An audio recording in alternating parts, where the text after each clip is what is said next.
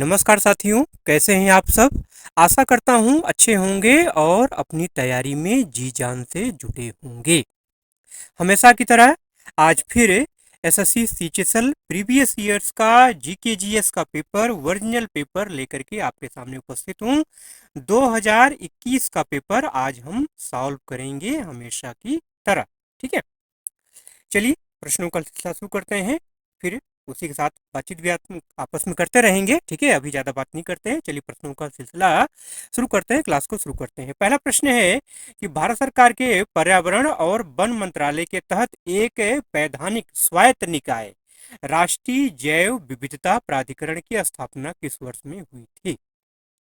Question पढ़ने से ही कई सारे प्रश्न आपको मिल जाएंगे, कई सारे प्रश्नों के जवाब मिल जाएंगे। जैसे कि एक प्रश्न ऐसे देख, अगर आपसे पूछ लिया जाए कि राष्ट्रीय जैव विविधता प्राधिकरण कैसा संस्थान है, तो स्वायत्त निकाय है। कैसा है? वैधानिक स्वायत्त निकाय है। अगर आपसे पूछ लिया जाए कि राष्ट्रीय जैव विविधता प्राधिकरण किस मंत्रालय के तहत कार्य करता है, तो पर्यावरण और वन मंत्रालय के तहत कार्य करता है। मतलब कहने का मतलब ये, तात्पर्य मेरा यह है, कहना ही मैं चाहता हूं कि अगर प्रश्नों को ध्यान से पढ़िए आपने जो है, तो उसकी मदद से ही आपको कई सारे प्रश्न मिल जाते हैं, कई सारे जवाब मिल जाते हैं। ठीक है, अब इसके आंसर की अगर बात करूं तो इसका आंसर है 2003। ठीक है, मतलब राष्ट्रीय जैव विविधता प्राधिकरण की स्थापना जो है 2003 में की गई। ये एक वैधानिक स्वायत्त निकाय है जो कि पर्यावरण और वन मंत्रालय के अधीन कार्य करता है। महत्वपूर्ण बात जानने की है कि इसका जो मुख्यालय है, अगर आपसे पूछा जाए कि इसका मुख्यालय कहाँ है, तो इसका मुख्यालय है चेन्नई में। ठीक है, चलिए क्वेश्चन नंबर 2 की बात कर लेते हैं।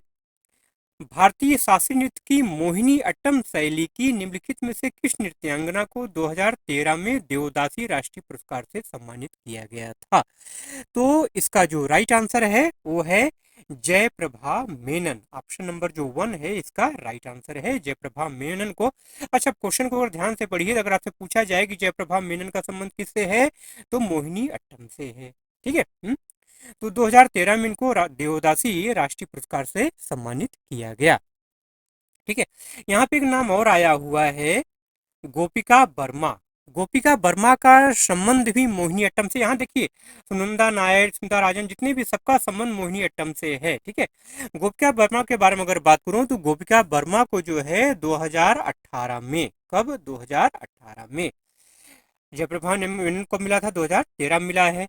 गोपिका वर्मा को 2018 में जो है संगीत नाटक अकादमी पुरस्कार प्रदान किया गया मोहिनी अट्टम के लिए। ध्यान रखना है आपको, संगीत नाटक अकादमी, संगीत नाटक अकादमी पुरस्कार। ठीक है, किसको प्रदान किया गया भैया? गोपिका वर्मा को 2018 में प्रदान किया गया। अगला प्रश्न है कि 21 जनवरी 2022 को 3 राज्यों ने अपना 50वां स्थापना दिवस मनाया। निम्नलिखित में से कौन सा राज्य इन 3 राज्यों में शामिल नहीं है? ठीक है, अब वो 3 राज्य कौन हैं जो 21 जनवरी को अपना स्थापना दिवस मनाते हैं? तो वो 3 राज्य हैं मेघालय, त्रिपुरा और मणिपुर। बचा क्या? नागालैंड। नागालैंड वो 3 राज्यों में नहीं है। तो बात आती है फिर नागालैंड कब मनाता है भैया? नागालैंड मनाता है 1 दिसंबर को। जी हाँ, 1 दिसंबर 1963 को नागालैंड की स्थापना हुई थी। ये भारत का 16वां राज्य है। ध्यान रखिएगा, भारत का कौन सा राज्य है ये? 16वां राज्य है नागालैंड। ठीक, क्वेश्चन नंबर 4 की अगर बात करूं तो चेकमेट शब्द का प्रयोग निम्नलिखित में से किस खेल में किया जाता है? ठीक है, तो चेकमेट शब्द का प्रयोग जो है शतरंज में किया जाता है। कहाँ किया जाता है भैया? शतरंज में किया जाता है। कुछ और वर्ड जान लीजिए, जैसे कि आपने सुना होगा ग्रैंड मास्टर। ठीक है, ग्रैंड मास्टर शब्द का प्रयोग भी कहाँ किया जाता है? शतरंज में किया जाता है। एक वर्ड और है इस्तीफा। इस्तीफा, इस वर्ड का प्रयोग भी जो है शतरंज में किया जाता है।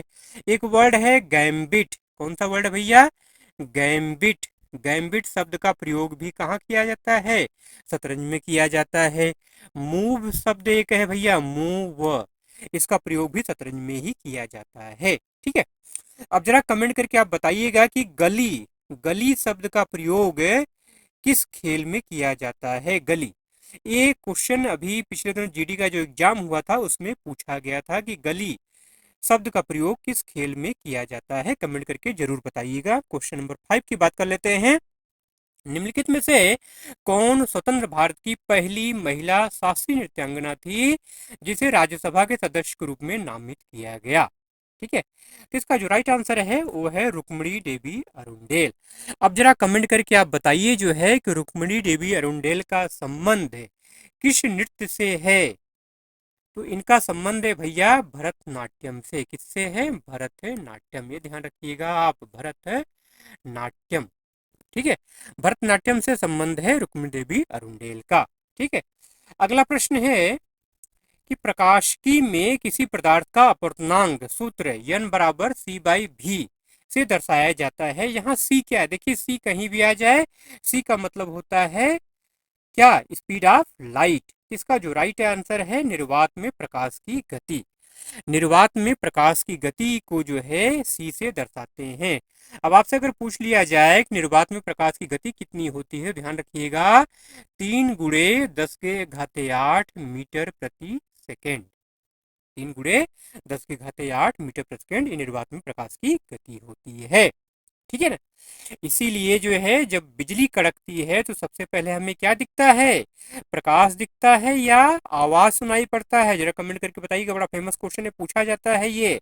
ठीक है, हाई स्कूल में शायद आपको पूछा गया हो बोर्ड एग्जाम में कि जब बिजली कड़कती है तो सबसे पहले हमें प्रकाश दिखता है कि आवाज सुनाई पड़ता है? फिर कमेंट करके आप बताइएगा। मैं चलता हूँ क्वेश्चन नंबर 7 पर।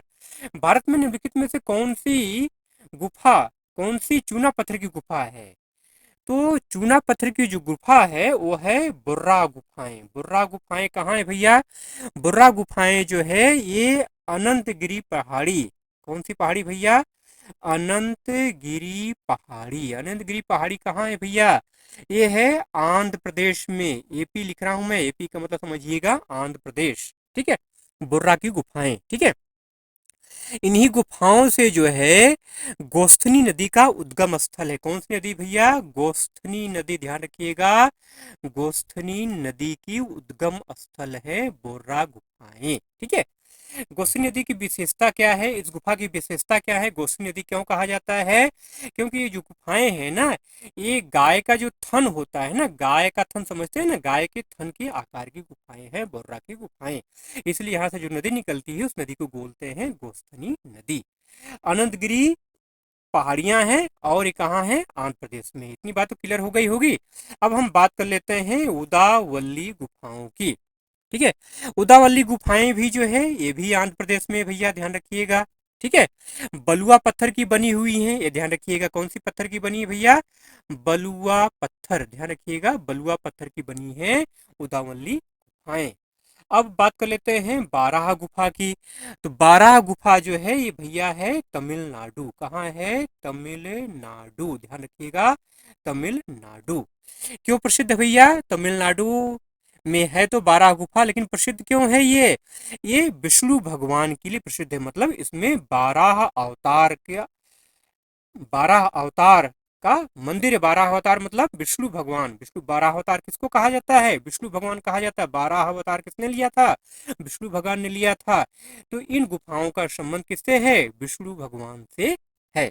ठीक है, मतलब 12 अवतार से संबंधित हैं ये गुफाएं। अब बात कर लेते हैं भीमबेटका गुफा की, बहुत पूछा जाता है। भीमबेटका गुफा कहाँ है भैया? ये भोपाल। कहाँ है? भोपाल। भोपाल कहाँ है भैया? ये है एमपी, मध्य प्रदेश में है। क्यों प्रसिद्ध है ये पुरा पाषाण कालिक गुफाएं हैं। पुरा पाषाण कालिक आवासीय पुरा स्थल है। कैसी गुफाएं भैया? पुरा पाषाणिक आवासीय पुरा स्थल है, मतलब आदिम मानव के रहने की स्थान थे भीमबेटका गुफाएं, जो कि भोपाल मध्य प्रदेश में है। इसलिए इनको हम क्या कहते हैं? पुरा पाषाणिक आवासीय पुरा स्थल कहा जाता है। ठीक है, तो बहुत सारी बातें होंगी। चलिए क्वेश्चन नंबर 8 पे चलते हैं। शंभू महाराज को भारत में निम्नलिखित में से किस नृत्य में उनके योगदान के लिए पद्मश्री से सम्मानित किया गया था? तो कथक, ध्यान रखिएगा। शंभू महाराज का संबंध किससे है भैया? कथक से है। अब यहाँ पे ध्यान देने की बातें हैं कि उनको पद्मश्री कब दिया गया था? पद्मश्री उनको प्रदान किया गया 1958 में, ध्यान रखिएगा। ठीक है, तो अच्छा हाँ, एक चीज और बता दूं आपको, जो है 1967, हाँ 1967 में शंभू महाराज को संगीत नाटक अकादमी पुरस्कार प्रदान किया गया था। अब जरा कमेंट करके आप बताइएगा कि शंभू महाराज का पूरा नाम क्या है, शंभू महाराज का असली नाम क्या है, कमेंट करके आपको बताना है।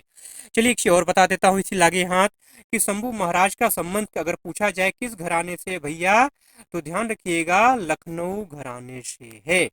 किस घराने से है? लखनऊ घराने से। अब आपको कमेंट करके बताना है कि शंभू महाराज का पूरा नाम क्या है।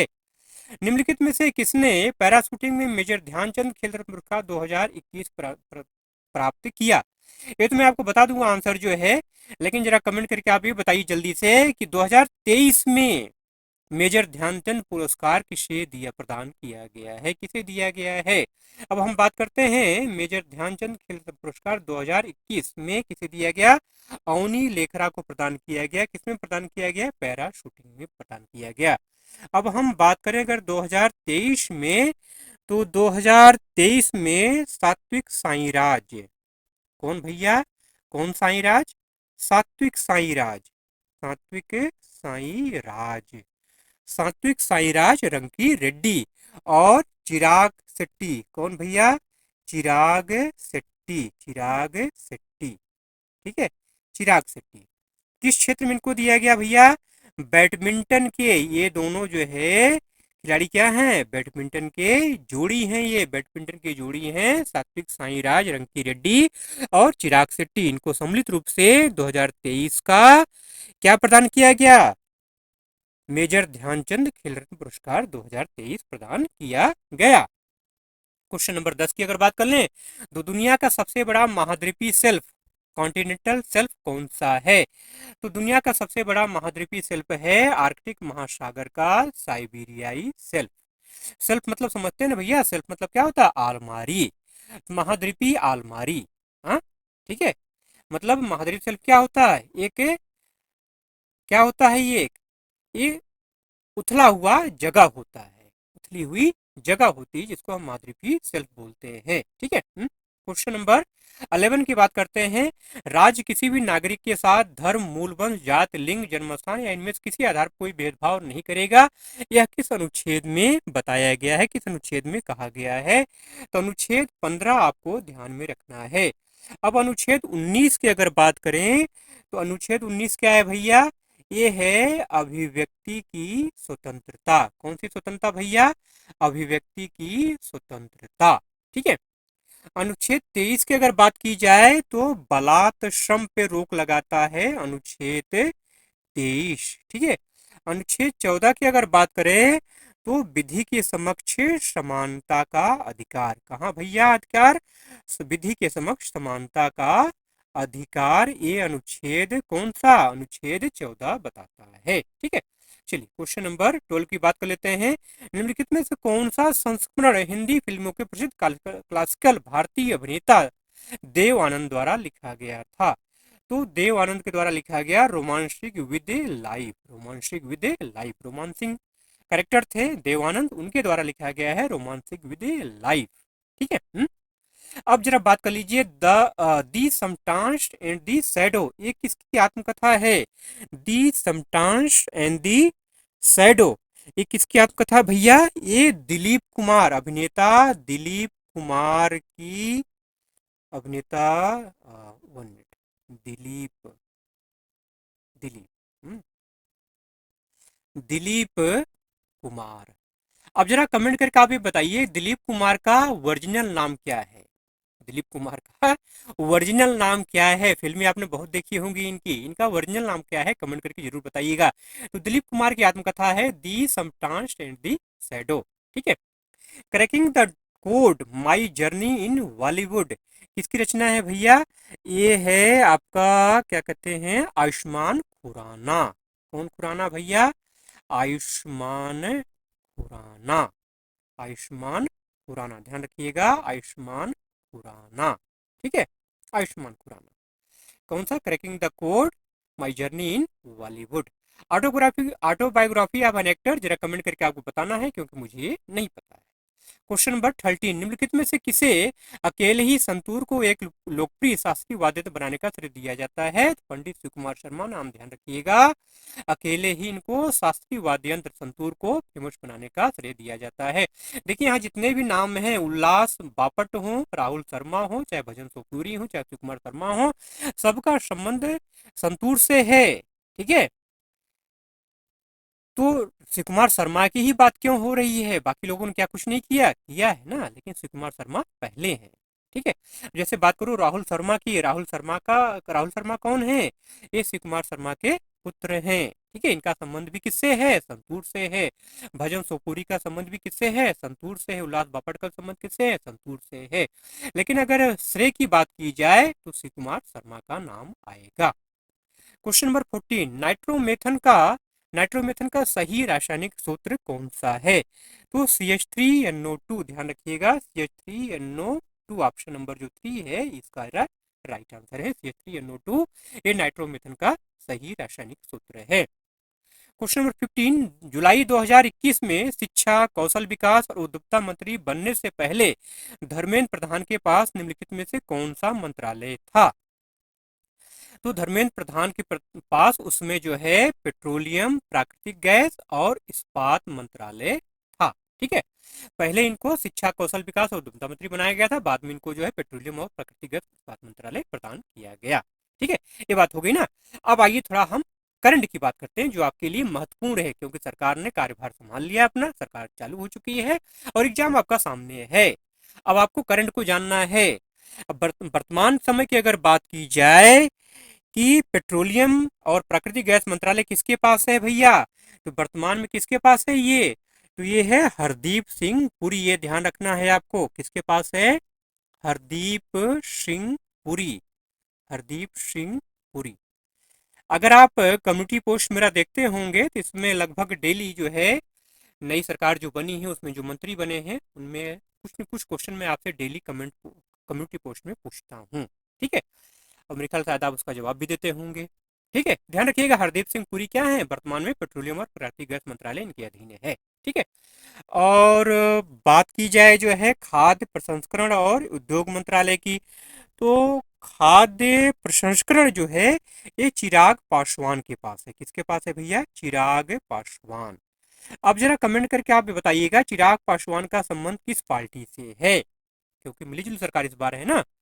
आवास और शहरी मंत्रालय की अगर बात करें तो आवास और शहरी मंत्रालय, ठीक है, ये जो है आपका किसके पास है भैया? मनोहर लाल खट्टर के पास है। मनोहर लाल खट्टर इसके पहले कहीं के मुख्यमंत्री थे, जरा कमेंट करके बताइएगा आप। ठीक है, अब बात करते हैं सूचना प्रसारण और खेल मंत्रालय की।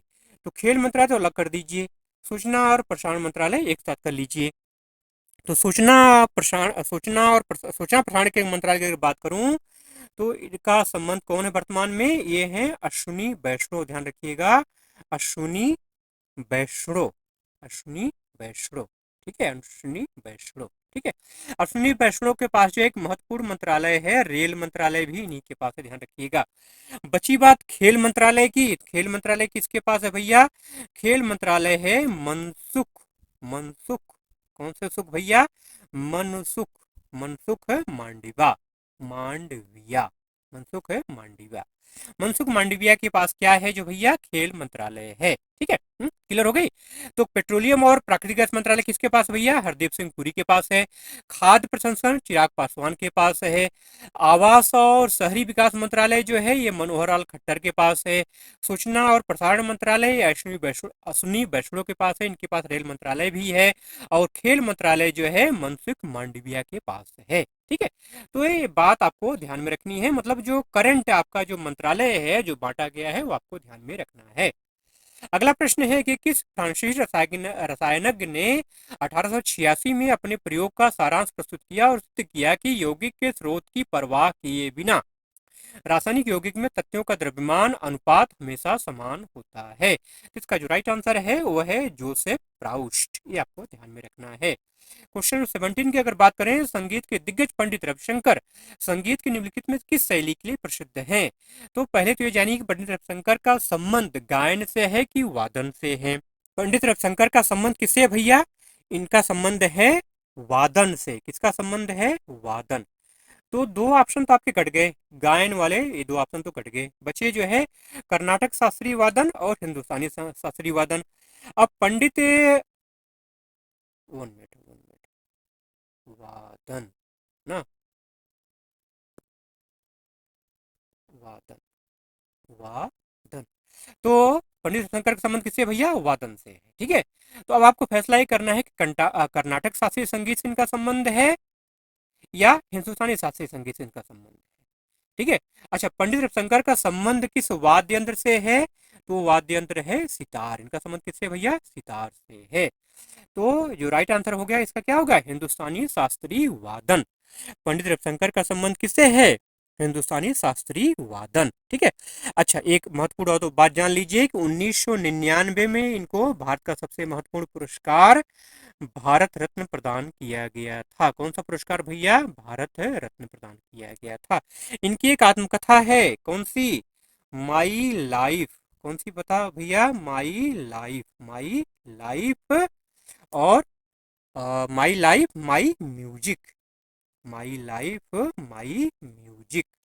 ये किसकी आत्मकथा है भैया? ये पंडित रविशंकर की आत्मकथा है। तो ये सारे फैक्ट आपको ध्यान में रखने हैं। क्वेश्चन नंबर 18 की बात करूं, देखिए प्रीवियस ईयर पेपर कराने का मतलब मेरा ये है कि आपको केवल प्रश्नों पर नहीं जाना है, साथ में जो एक्स्ट्रा फैक्ट बताता हूं मैं ना, वो आपके बहुत काम के हैं, उस पर जरूर ध्यान दिया करिए। ठीक है, और अपने हिसाब से भी कुछ एक्स्ट्रा फैक्ट निकाल लिया करिए। एनबीएफसी और एनएफआई के लिए व्यक्तिगत ऋण हेतु न्यूनतम और अधिकतम ब्याज दरों के बीच अधिकतम अनुमेय अंतर है, कितना है बताना है। पहले तो आप ये जानिए कि एनबीएफसी क्या होता है। ये एनबीएफसी ये क्या है, कौन सी बला है? एनबीएफसी का मतलब होता है non banking, BANKING, non banking financial company, FINICIAL, financial company, PANY, non banking financial company, NBFC का फुल फॉर्म होता है। एमएफआई की अगर बात करें, एमएफआई क्या होता है भैया? हाँ, एमएफआई क्या होता है? Micro finance institution. कौन सा भैया? Micro, MICRO, micro finance, FINANCE, micro finance institution, INSTITUTE, micro finance institution. ठीक है, माइक्रो फाइनेंस इंस्टीट्यूट। ठीक है, एमएफआई का मतलब होता है। अब आंसर की बात करूं जो है, तो इसका आंसर होगा क्या होगा भैया? 4% से अधिक नहीं हो सकता है। मतलब एनबीएफसी मतलब नॉन बैंकिंग के क्या होता है? फाइनेंस कंपनी होता है। और एमएफआई क्या होता है? माइक्रो फाइनेंस इंस्टीट्यूशन होता है। इनके लिए जो व्यक्तिगत ऋणों हुए तो न्यूनतम और अधिकतम ब्याज दरों के बीच जो अनुमेय अंतर होता है वो 4% से अधिक नहीं हो सकता है। एनबीएफसी और एमएफआई के बीच व्यक्तिगत ऋण जो होता है वो न्यूनतम और अधिकतम ब्याज दरों के बीच जो अनुमेय अंतर होता है वो कितना होता है? 4% से अधिक नहीं हो सकता है। ठीक है, चलिए क्वेश्चन नंबर 19 की बात कर लेते हैं। निम्नलिखित में से कौन सा रैकेट से खेला जाने वाला खेल है? तो रैकेट से खेले जाने वाले खेल कौन कौन से है भैया? टेनिस है, कौन सा है? टेनिस, ध्यान रखिएगा। और कौन सा है? बैडमिंटन है, बैडमिंटन। और कौन सा है भैया? बैडमिंटन हो गया। और कौन सा है? रैकेट बॉल है, रैकेट बॉल है। ठीक है, और कौन सा है भैया? और है पैडल, रैकेट बॉल पैडल। ठीक है, और एक तो आपका ऑप्शन में हो गया स्क्वैश। ये सब क्या है? रैकेट से खेले जाने वाले खेल हैं। क्वेश्चन नंबर 20 की अगर बात करूं, निम्नलिखित प्रसिद्ध हस्तियों में किसकी आत्मकथा द रोड अहेड है? द रोड अहेड जो है ये बिल गेट्स की आत्मकथा है। एलन मस्क कौन है भैया? ये स्पेस यक्स के फाउंडर हैं। क्रिस्टियानो रोनाल्डो कौन है भैया?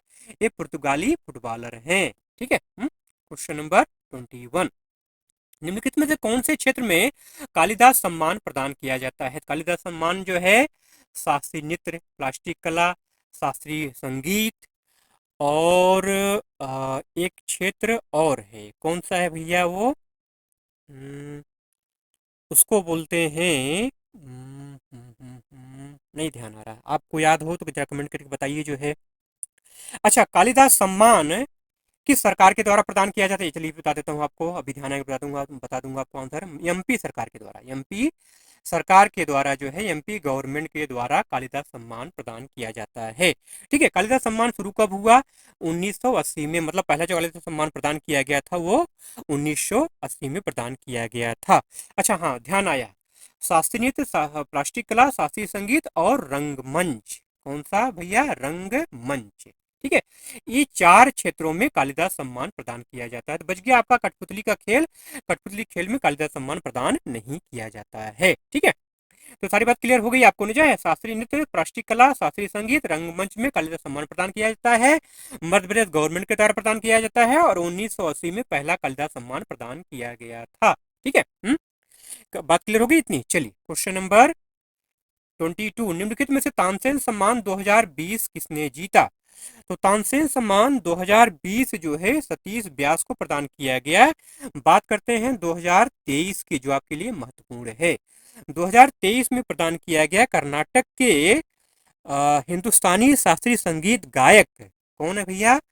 पंडित गणपति, पंडित गण गणपति भट्ट, गणपति भट्ट, गणपति भट्ट हर्षनगी, हर्षनगी, हर्षनगी, नाम ध्यान रखिएगा, बहुत महत्वपूर्ण जानकारी है ये। ठीक है, 2023 का जो है तानसेन सम्मान कर्नाटक के हिंदुस्तानी शास्त्रीय संगीत गायक पंडित गणपति भट्ट हसन को प्रदान किया गया। ठीक, क्वेश्चन नंबर 23, निम्नलिखित में किसने 2019 में अपनी पुस्तक एन एरा ऑफ डार्कनेस के लिए साहित्य अकादमी पुरस्कार नॉन फिक्शन प्राप्त किया? तो एन एरा ऑफ डार्कनेस बहुत बार पूछा गया भैया, शशि थरूर, ध्यान रखिएगा, शशि थरूर। अगला क्वेश्चन है कि निम्नलिखित में कौन सा एक प्रकार का ब्रायोफाइटा है जो कई वातावरणों में रहता है और इसकी विशेषता इसके छोटे चपटे पत्ते, जड़ जैसे प्रकंद, राइजोइड और पेरिस्टोम होते हैं। तो इसका जो राइट आंसर है वह है फ्यूनेरिया, फ्यूनेरिया, ध्यान रखिएगा। क्वेश्चन नंबर 25, आज का लास्ट क्वेश्चन है, ईएम सुब्रमण्यम संगीत वाद्य से जुड़ी एक प्रसिद्ध हस्ती है। मतलब ईएम सुब्रमण्यम का संबंध किस वाद्य यंत्र से है, ये आपको बताना है। तो इसका राइट आंसर है घाटम। ठीक है, अब चलते चलते इनके बारे में आपको एक महत्वपूर्ण जानकारी दे दूं कि 2011 में ईएम सुब्रमण्यम को संगीत नाटक अकादमी, घाटम के क्षेत्र में, घाटम वाद्य यंत्र के क्षेत्र में जो है संगीत नाटक अकादमी पुरस्कार प्रदान किया गया था। ठीक है, संगीत नाटक अकादमी। ठीक है भैया, हाँ, तो मेरे ख्याल से आज का वीडियो अच्छा लगा, क्लास आपको अच्छी लगी होगी। अगर अच्छा लगा हो तो जाते जाते एक लाइक जरूर कर दीजिएगा। आपके एक लाइक से ढेर सारा मोटिवेशन मुझे मिलता है। जी हाँ, हाँ सही कह रहा हूँ। आप केवल मात्र एक लाइक कर सकते हैं ना। आपके अधिकार क्षेत्र में कितना लाइक है? मात्र एक लाइक, उससे ज्यादा लाइक आप नहीं कर सकते हो, लेकिन आपके एक लाइक से मुझे ढेर सारा मोटिवेशन मिलता है। चलिए, इतनी सारी बहुत सारी बातें हो गई आपके साथ, बड़ा अच्छा लगा आपके साथ। वीडियो अगर अच्छा लगा हो तो एक लाइक जरूर कर दीजिएगा। और चैनल पर अगर नए हैं, बार बार मैं कहता हूँ, हर बार कहता हूँ कि चैनल पर अगर आप नए हैं, पहली बार आए हैं और सब्सक्राइब आपने नहीं किया है तो सब्सक्राइब करके बेल आइकन जरूर से प्रेस कर लीजिएगा मेरे भाई। और ऑल पे तो पक्का क्लिक कर लीजिएगा, तभी आपको नोटिफिकेशन पहुंचेगा। ठीक है, तभी आप वीडियो समय से देख पाएंगे।